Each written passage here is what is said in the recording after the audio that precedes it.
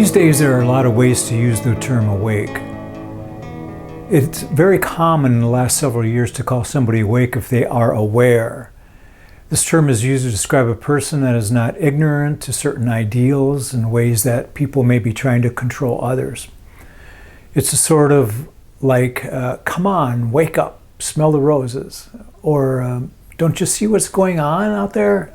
Wake up and take note, So in this case, if one is awake, they are aware, by this definition. And awareness is knowing. So it may be reasonable to say that in modern terminology, one that is awake is a person that is in the know about a particular situation or has privileged information. Spiritually, this is true as well, but the content of that which we are aware of or know is different. Awakening spiritually can be an individual definition depending on your understanding and awareness of several things. The primary awareness is that of what provides true happiness for you. And since we humans are very much alike in many ways, it can come down to eliminating that which causes our unhappiness. And for nearly everyone, that would be the unsettling feeling that life can be better. That the unsettled feeling that if I just keep working at it, I'll find a lasting happiness. Deep within the unawakened mind is the background narrative that says things should be better than what they currently are. From time to time, this may be true. If we are experiencing a difficult period in life, we might be able to honestly say to ourselves, I'm experiencing a low period in life. Although the problem for most is that this feeling of life being incomplete and needing more is habitual. We constantly feel that more is needed and that we deserve more. And if I keep seeking for this moreness, I'll find it, and that will make me happy, permanently happy, we hope. This narrative is a constant for most people and is often seen as a narrative for life. And often when one feels inspired to find their lasting happiness, the seeking is mistaken for happiness itself. For example, if one feels motivated to have a set amount of money, believing that this will provide a type of happiness, which is actually security and control, then what happens in many situations is that the bar is lifted when this set amount of money is finally met or when it arrives.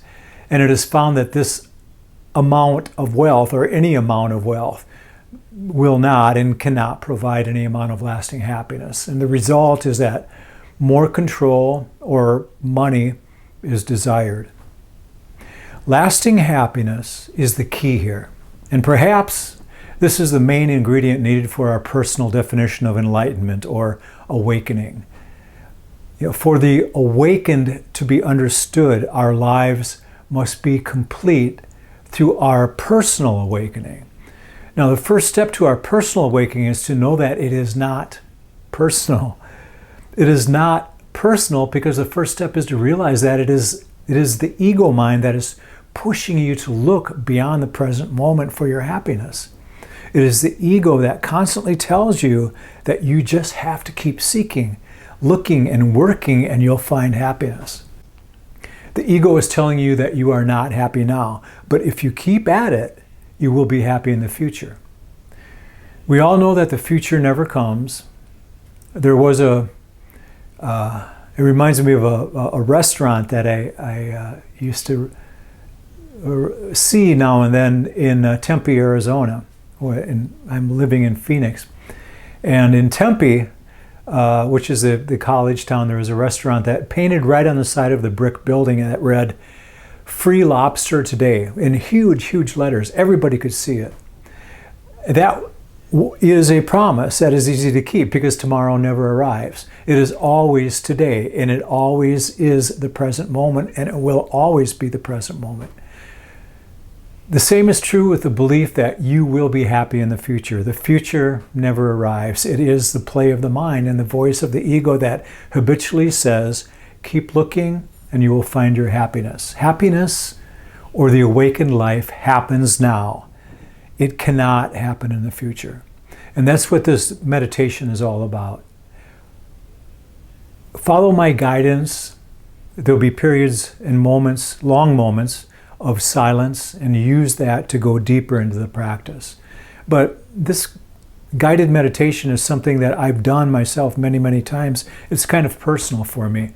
And it's set up for you to really kind of get this on a very subtle level. So please allow yourself to go within as deep as you can, really find a good time and a good place to do this. And hope you enjoy this meditation. Let me know how it works out for you. Thank you. We run out of time. If you